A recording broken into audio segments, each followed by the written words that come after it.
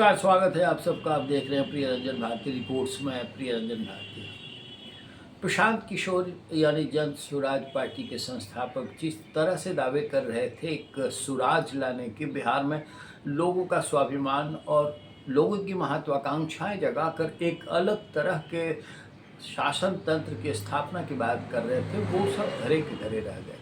अब जो उनके उम्मीदवारों की पहली लिस्ट आई है, उसके बाद ये साफ हो गया है कि उनकी धार बिल्कुल उसी रास्ते पर चल रही है जिस तरह से बाकी पार्टियां करती रही, क्योंकि जाति के कुनबे के आधार पर जाति समीकरण देख करके ही उन्होंने उम्मीदवारों की पहली सूची जारी की है। और दूसरी महत्वपूर्ण खास बात ये कि उनका निशाना सिर्फ एनडीए की तरफ है। वो जिस तरह की बातें करते रहे हैं, वो भ्रष्टाचार के खिलाफ एक स्वराज की स्थापना, जन स्वराज की स्थापना गांधीवादी तरीके से करने की बात करते रहे हैं, वो सब बिल्कुल एक दिखावा था, एक छलावा था।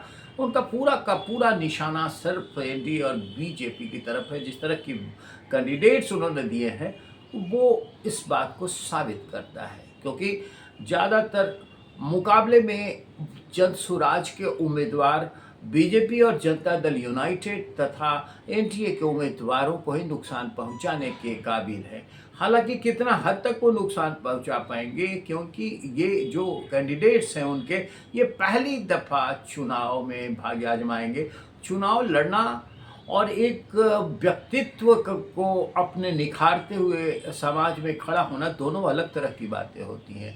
एक प्रसिद्ध वैज्ञानिक, एक प्रसिद्ध गणितज्ञ और एक प्रसिद्ध समाज सेवक या फिर प्रसिद्ध सर्जन, वो समाज के लिए प्रतिष्ठित हो सकता है, लेकिन मतदाता उसे कितना हद तक दुलारेंगे, पुचकारेंगे और वोट देकर उसको फिर जनप्रतिनिधि बनाएंगे, ये एक दूसरा सवाल, अहम सवाल खड़ा होता है। और चुनाव इसी का परीक्षण होता है। ऐसे में ये पहला मूल्यांकन होगा जन स्वराज का कि उनके उम्मीदवार कितना नुकसान पहुंचा पाते हैं और कितनी प्रतिशतता में वोट बटोर भी पाते हैं।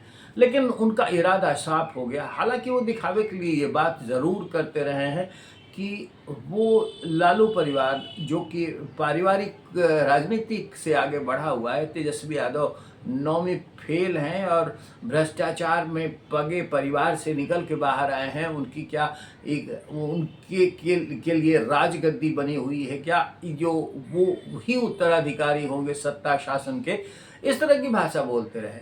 लेकिन जो कैंडिडेट्स आए, उनकी जो सूची आई है, वो बिल्कुल ठीक उसके उलट है। वो राष्ट्रीय जनता दल के वोटों को तनिक भी नुकसान पहुंचाने की स्थिति में उनके कैंडिडेट नहीं दिख रहे हैं।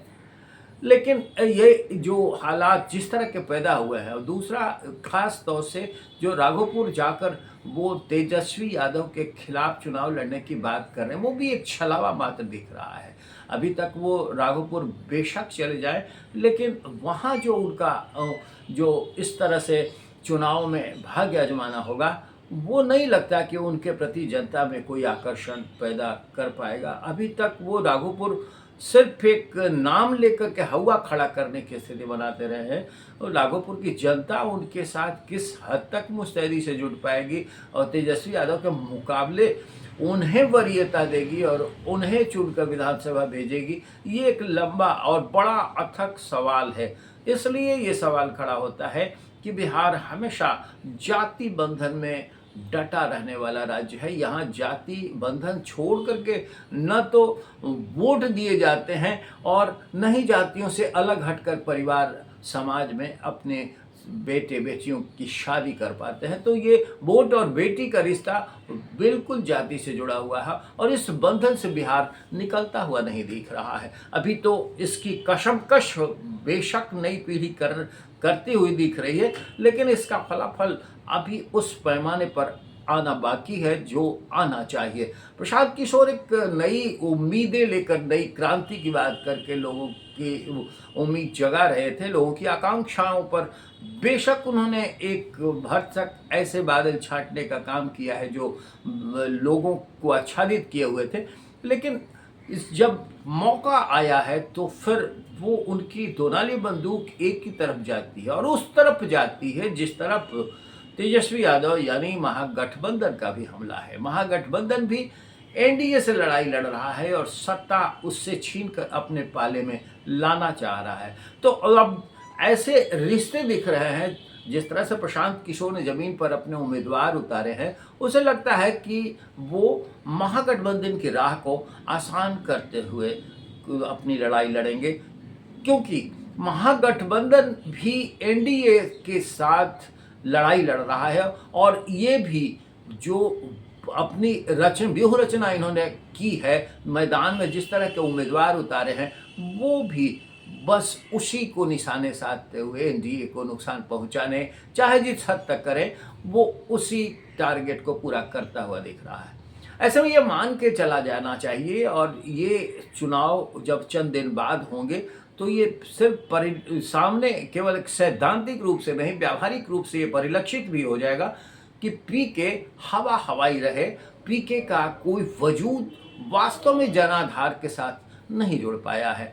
अब ये खास बात है कि इस बार तेजस्वी यादव की टीम पूरी तरह से वही करती हुई दिख रही है जो एनडीए का वोट बैंक है, उसे कैसे नुकसान पहुंचाया जाए। पहली मर्तबा ए टू जेड और खास करके सवर्णों को बहुत लपक करके अपने उम्मीदवार बनाने की चाहत दिख रही है तेजस्वी यादव में। जिस तरह से खासकर जो डोमिनेटिंग कास्ट है, जो बिहार की राजनीति को की धुरी कही जाती है, वो बिहार जाति के वर्चस्व को तोड़ पाने में एनडीए को कैसे ये उसको नुकसान पहुंचाएं, ये उनका इरादा है। और इसी तरह से उन्होंने बिहार समाज के ज़्यादातर बाहुबलियों को उम्मीदवार बनाने की पहले पेशकश की है। जिस तरह से सूरजभान सिंह और उनकी पत्नी, और फिर इधर घोसी से जहानाबाद से जगदीश शर्मा के पुत्र राहुल शर्मा जैसे लोग उतारे जा रहे हैं, कैंडिडेट बनाए जा रहे हैं, इनके नामांकन की अधिकृत सूचना इन्हें दे दी गई है। ये लोग अब 2-4 दिनों के अंदर नामांकन करेंगे। इससे साफ संकेत मिलता है कि तेजस्वी यादव का निशाना सिर्फ एनडीए के उस भूमिहार बहुल वोटों पर है जो एक ऐसी धुरी का काम करता है जिसके इर्द गिर्द चुनावी प्रक्रिया घूमती है और जाति का समीकरण बनता हुआ सज जाता है।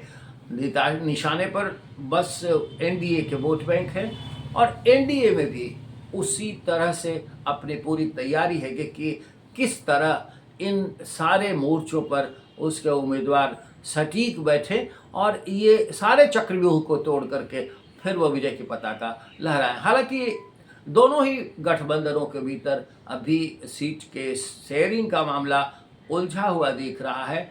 आला कमान के स्तर पे बात पहुंची है, गड़बड़ तो है, लेकिन इन सब के बीच में जो चुनावी लक्ष्य दिख रहा है वो फिर से बिहार को उसी जातीय जनाधार के हिस्सों में बांट करके और फिर विजय पताका लहराने की पूरी तैयारी दिख रही है। प्रशांत किशोर भी वही कर रहे हैं जिससे वो एनडीए को नुकसान पहुंचा सकें, और तेजस्वी यादव वही करते हुए दिख रहे हैं कि कैसे एनडीए के वोटों को बिल्कुल खंडित कर दिया जाए और सत्ता उनके हाथ से लपक ली जाए। इन दोनों की अब का राजफाश हो गया है, और इसी राजफाश के साथ एनडीए पूरी शिद्दत से मजबूती से उतरने की तैयारी कर रहा है। आज के बस इतना ही।